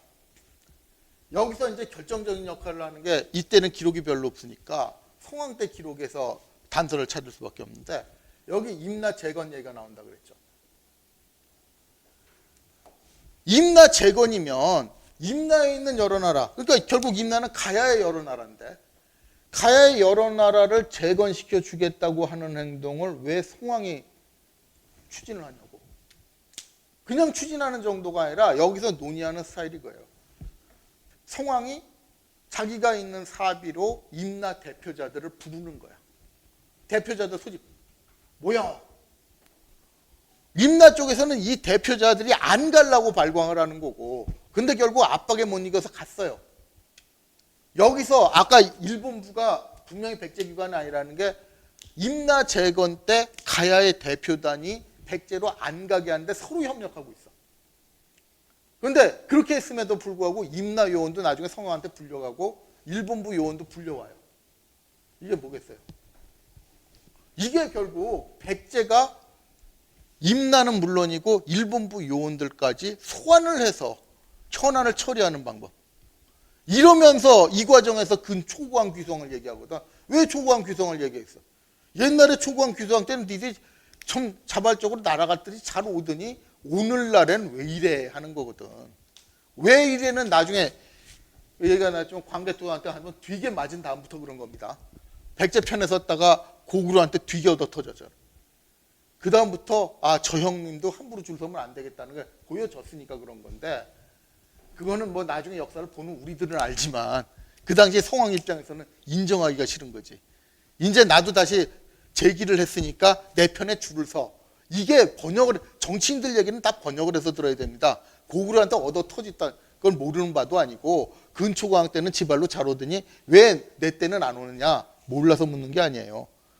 말은 내가 인덕이 없어서라면 지가 언제 국제정세가 인덕 가지고 굴러갔냐고. 성왕이 하고 싶은 얘기는 그거예요. 고구려한테 얻어맞아가지고 지금 얼어있는 건 아는데 그래도 지금 내가 다시 세졌잖니? 이제 내 밑으로 다시 들어와. 이 얘기하고 싶은 거지. 그럼 이런 형태를 보면 백제가 주도하는 게 보이잖아요. 그럼 여기서 임나라는 것의 형태부터 봐야 됩니다. 자, 그런데 여기서 지난번에도 약간 스포를 했지만 임나 일본부,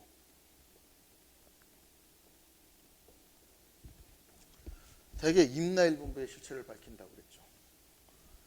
여기서부터 스에마스한테 넘어갔다는 거예요. 뭐가 넘어갔느냐? 지금도 임나 일본부를 붙여 쓰는 사람들이 그렇게 많아. 저도 어쩔 수 없어요. 남들이 하도 붙여 쓰니까 임나 일본부 문제라고 얘기를 해야 소통이 됩니다. 그런데 명백히 이건 임나국 일본부는 별개예요. 이게 어디서 노골적으로 나오냐면 아까 성왕의 얘기했잖아요. 성왕이 부를 때 임나 한기, 임나 집사, W였다 써서 영어로 쓰면 and입니다. 임나 집사와 일본부 집사 이렇게 불러요. 이것만 구별해서 부르는 게 아니라 성왕이 대하는 태도도 틀려. 임나 집사는 불러가지고 주로 달랩니다. 아까 얘기했던 것처럼 자꾸 초고왕 귀두왕 때를 들먹이면서 그때 좋았는데 왜 이 모양이야, 앞으로 좀 잘 지내보자 하고 달래는데, 일본부 집사는 불러놓고 혼쭐을 내요. 조상 대대로 못된 짓 해오더니 오늘날도 그러느냐 하고서 혼쭐을 내거든. 그러니까 아예 성왕이 대하는 태도가 틀려요. 같은 사람을 이렇게 뭐 성왕이 이중인격자가 돼가지고 뭐 투 아이덴티티가 나와서 임나 집사들 만날 때는 똑같은 사람들을 대하면서 뭐 좋은 얘기 했다가 인자하게 대했다가 갑자기 변덕이 나가지고 악을 썼겠느냐. 아니란 얘기예요. 분명히 표기도 구별돼서 돼 있고 대하는 태도도 틀려. 그러면 여기서 임나 일본부라고 얘기했던 함정이 뭐냐면 임나 일본부를 규명한다. 이렇게 되면은 결국 일본부에 대해서 얘기하는 것밖에 안 돼요. 그런데 일본서에 봐도 임나는 200번 나오는 데 비해서 일본부는 한 30번. 그것도 임나 일본부라고 붙여 쓴 건 5번 나와요. 그리고 임나 일본부 외에 알라 일본부가 2번 나옵니다. 근데 그 알라 일본부는 한 문장에 나오기 때문에 사실상 한 번 나오는 거예요. 그러면 임나 일본부든 알라 일본부든 이건 아주 특수 용례고 일본부라고 쓰는 게 일반적인 용례였다는 거야. 그리고 일본부보다 몇 배 더 200번, 이거 30번 나올 때 이거 200번 나오면은 한 10배 가까이 더 많이 쓰이는 건데 두 개가 별개로 이쪽이 더 많이 써 있다면은 임나가 훨씬 더 중요한 비중을 가지고 있는 거예요. 근데 임나에 대해서는 거의 생각을 안 해.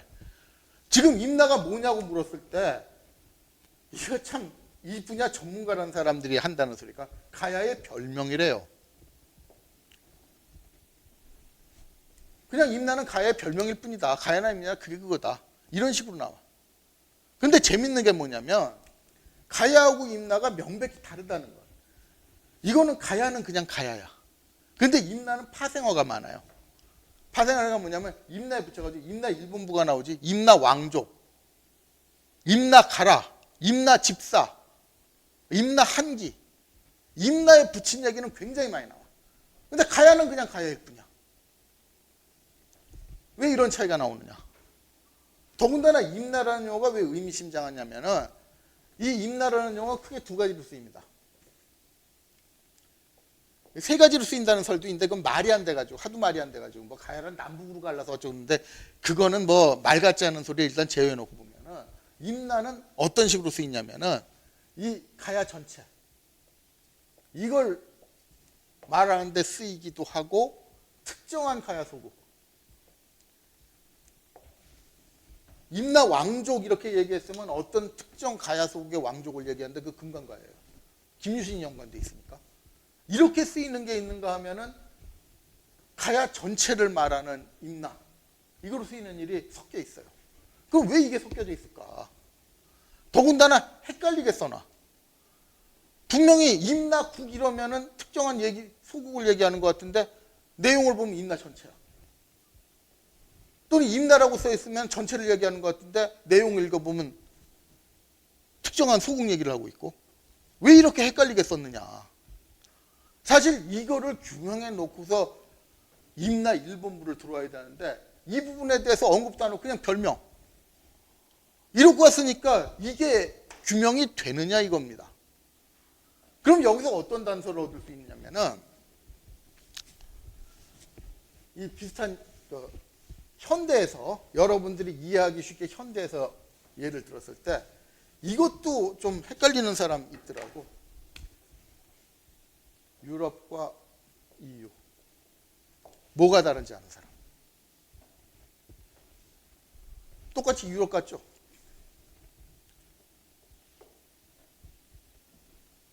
이것도 구분 못하는 사람들 많아요.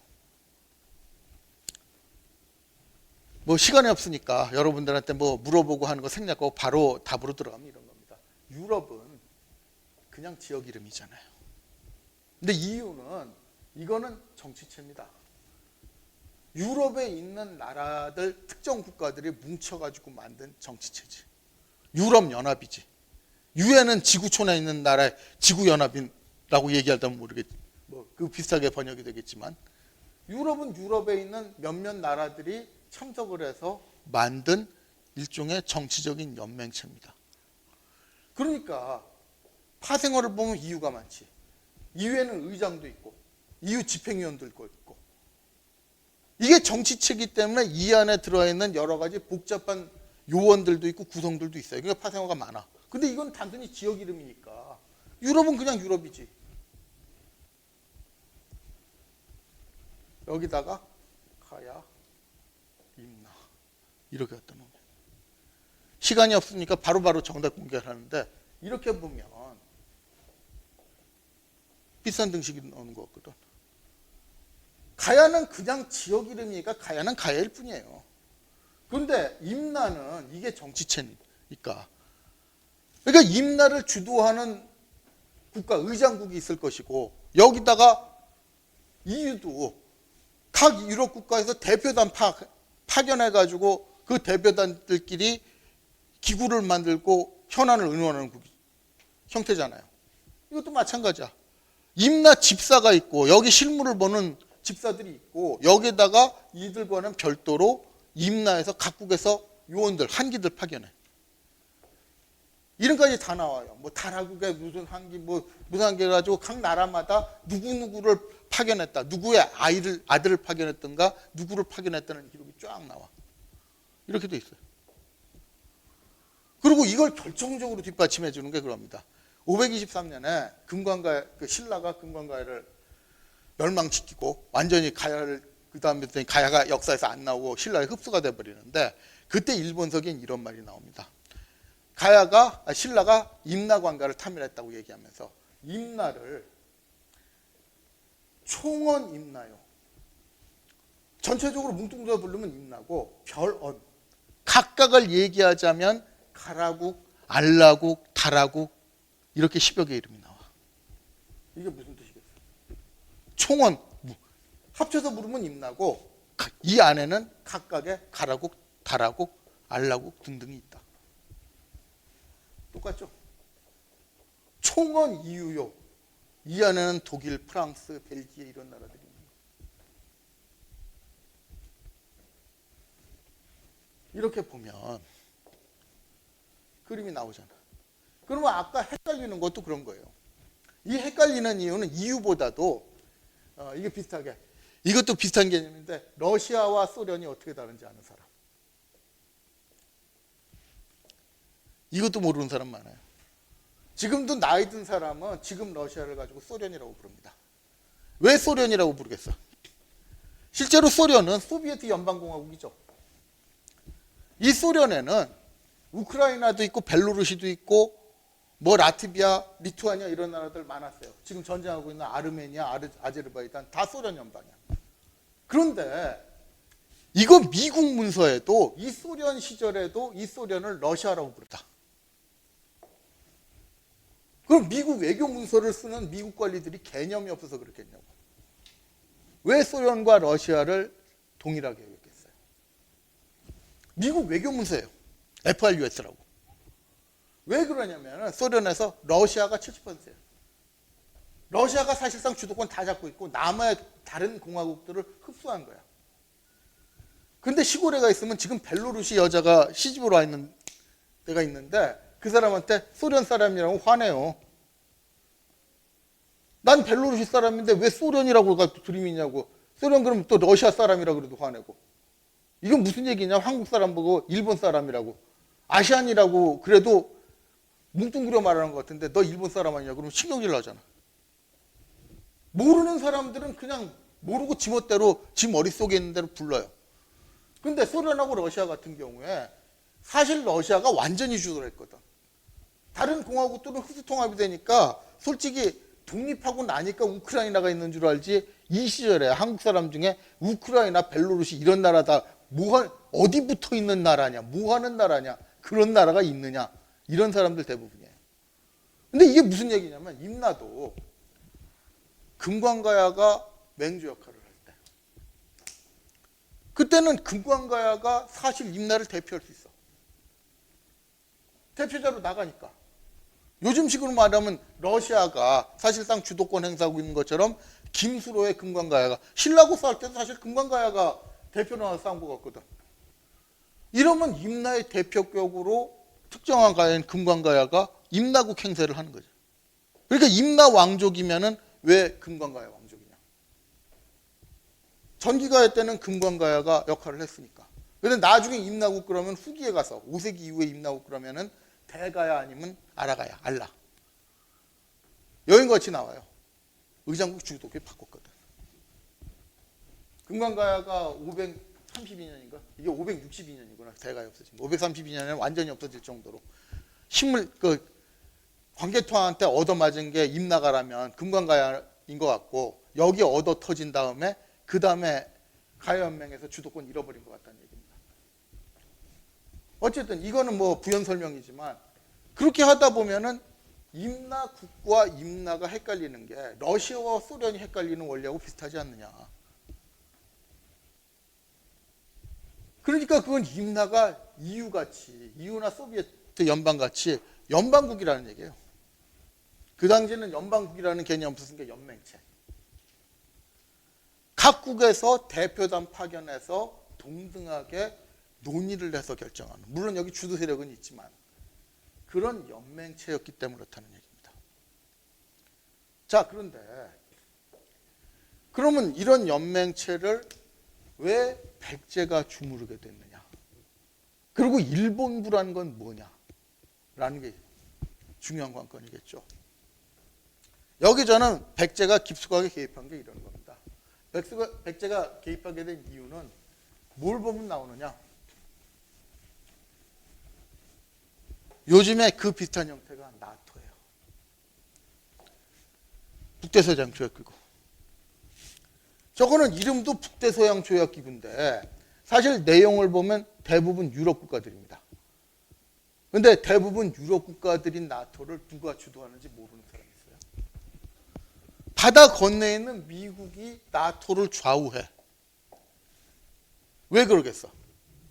2차 대전 끝나고 소련이라는 나라가 큼직하게 키워져 가지고 공산주의 종주국으로서 위협을 해온다. 이 명분을 내세워 가지고 유럽 국가들한테 뭉쳐라. 이렇게 해놓고 뭉친 나토를 미국이 좌지우지했죠. 자, 그런데 이 형태를 보면 왜 나토 같은 게 미국의 입장에서 필요했느냐? 예를 들어서 1949년인가 있었던 베를린 뭉세 같은 사태가 딱 일어났다 이거예요. 그럼 독일은 난리가 났을 거 아니에요. 동독 안에 있는 서베를린이 고립이 된 거잖아. 거기 동독 안에 있으니까 동독에서 통과 안 시켜주면, 물론 동독 뒤에는 다 소련이 있고, 통과 안 시켜주면 서베를린 시민들은 굶어 죽잖아. 완전히 봉쇄되는 건데. 그러면 독일에서는 난리가 나겠지. 근데 패전국 독일이 무슨 힘이 있어요? 당연히 미국한테 돼가지고 니들이 갈라놓고 서베를린 뭐 니들 마음대로 설정했으니까 해결 좀 해주라 그럴 거 아닙니까?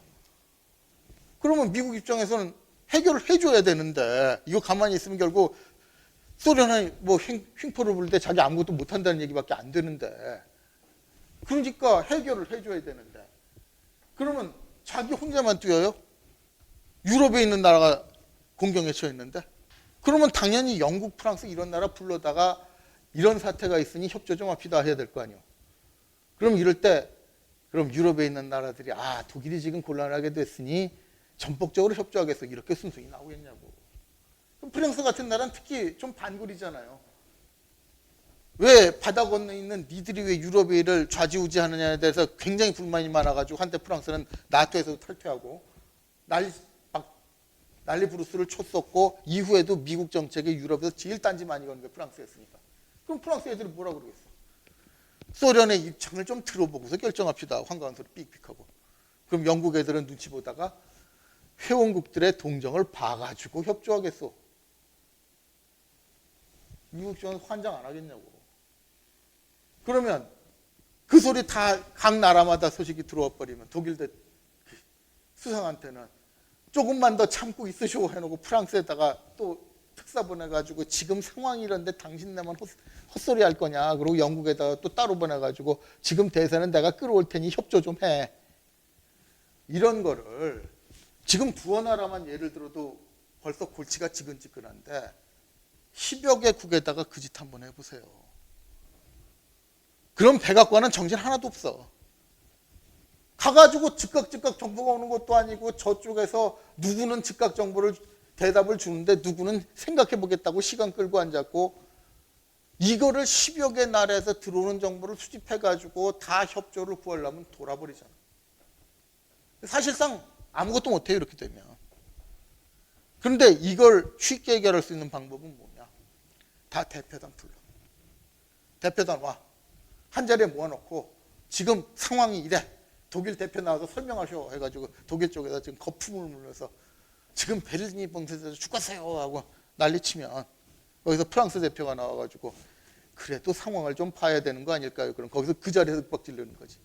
지금 저렇게 태평한 소리 하는 사람도 있어 해가면서 거기서 회의장 분위기 확 잡아가지고 밀고 나가는 거예요. 상황이 이렇게 됐으니 이렇게 결정합시다. 대표단들은 자기 나라 가서 통보하고 즉각 협조할 수 있도록 부탁드립니다. 말이 부탁이지 그게 부탁이야. 이렇게 해가지고 다른 나라 협조 얻어가지고 가야 돼요. 그래서 묶이는 동맹체가 필요한 거예요.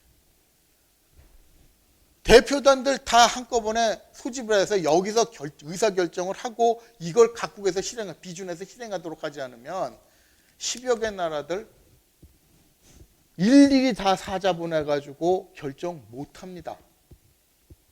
지금 미국이 나토가 필요했듯이 백제도 10여 개로 잘라져 있는 임나 큰 윤곽은 비슷하다 하더라도 항상 문제가 그거예요. 총로는 찬성인데 강로로 들어가서 이권 부딪히면 다 딴 소리 나와. 그럴 때 한 단위로 묶여있는 쪽에서 대표단 만들어놓고 니들끼리 의논해. 이게 예나 지금이나 잘라져 있는 다른 세력들을 한꺼번에 통제하는데 굉장히 효율적인 방법입니다. 그럼 백제가 가야를 10여 개로 쪼개져 있는 거야. 마지막에 멸망당할 때도 10여 개 국가 이름이 나오는데 이 나라들을 일일이 다 사신번했어. 지금하고도 달라. 지금은 통신이나 발달되어 있으니까 전화 걸어서 얘기할 수 있고 화상통화를 할 수 있어서 그렇지. 옛날엔 그런 것도 없잖아요. 사신이 말 달려가가지고 대답 얻어와야 돼. 걔네들 뭐 감정 같은 것도 몰라. 그냥 단편적으로 온 것만 가지고 판단해야 돼. 어떻게 그래요. 근데 사신 다 모여 해가지고 대표단 모여가지고 그 자리에서 얘기 다 들어오면 훨씬 편하잖아. 백제 입장에서 이 나라는 자기들이 주도할 수 있는 연맹체, 미국이 나토 같은 동맹체를 만들어 놓고 의논했듯이 백제가 이런 게 필요하지 않을 수가 없죠. 그러니까 상황이 임나 각국의 대표단지를 소집하는 관계가 된 게 바로 그 연장선상이라는 겁니다. 근초고왕 때도 그랬다는 거예요. 그러니까 뭐 보내라 그러면 보내는 거지. 여기 재밌는 게 바로 왜입니다. 일본부. 왜도 분명히 바다 건너 이질적인 집단이야. 근데 이 왜가 유럽에서 영국하고 비슷해요. 영국도 유럽의 섬나라라. 얘네들 지금도 뭐 브렉시트니 어쩌냐 해가지고 EU에서 탈퇴한다고 난리치잖아요. 왜 그러겠어요? 바다 건너 별개 세력입니다. 그런데 얘네들이 분명히 색깔을 한다는데 그렇다고 여기서 빼긴 그래. 뭐겠냐고. 그럼 백제 입장에서는 니들도 대표단 나와. 니들 필요하잖아. 니들도 가야 애들하고 해결할 거 많잖아. 그럼 대표단 모인 김에 니네들 대표단 보내가지고 여기서 해결해. 백제 입장에서도 편하고 외쪽에서도 싫겠냐고. 어차피 교육을 비롯해서 현안 많아요. 근데 그걸 뭐 백제 중간에 두고서 네 이게 필요하다고 전해주세요. 그러고 이렇다고 그런다더라. 뭐 이런 식으로 하겠냐고. 대표단 모인데 지들끼리 만나면 자기들도 편해요. 모인 데서 뭐 고구려의 얘기는 고구려의 얘기고 말이야 그러면서 우리 장사하던 거 있잖아. 이렇게 얘기할 수 있잖아요. 대표단들끼리 지들끼리 모여가지고. 그러면 일본도 임나에다가 대표부 파견하는 게 싫을 이유는 없죠. 그런데 이거는 상설기구예요. 이게 뭐냐면 EU나 우리도 유엔에 대표단 보내잖아요. 유엔 대사 나가지. 며칠 있다가 들어옵니까? 유엔 대사 나가면 현지에서 눌러 앉아요. 가끔 휴가 때나 뭐 필요할 때나 들어오는 거지. 대개는 거기 현지에 눌러 앉아가지고 거기 일이 얼마나 많은데. 거기 일 봐야 되잖아요. 그러니까 임나라는 게 각국 대표단이 모여 앉는 자리라면 여기 일본 대표단이 있는 것도 이상할 게 없지. 임나에 웨이 대표부가 있는 거지. 그럼 임나일본부라는 건 뭐냐? 지금 시점을 말하면은 유엔에 유엔 주재 한국 대표부가 있듯이 임나 주재 외 대표부가 있는 겁니다. 그걸 임나일본부라고 부르지 않았느냐. 이렇게 보면은 제가 아는 한은 별로 모순이 없어요. 이게 제가 생각하는 임나일본부의 실체라는 겁니다. 그러니까 이걸 정리를 하자면 백제가 주도하는 임나라는 연맹체가 생기고 이 연맹체 외도 협조 차원 또 이게 임나가 생길 때만 하더라도 외의 국가 이익도 일치를 했으니까 외가 협조해서 대표단을 보낸 게 지금 임나일본부라는 형태로 나오지 않느냐. 그러니까 인사권은 당연히 외쪽에서 천황이 갖고 있는 것도 이상할 게 없다는 거예요. 유엔 주재 한국 대표부의 그 인사권을 한국 대통령이 갖고 있듯이. 자, 이렇게 정리를 하는데 지금 서두르는 게 또 사기가 차죠. 예, 그러니까 여기서 일단 끊어야 될 것 같아요.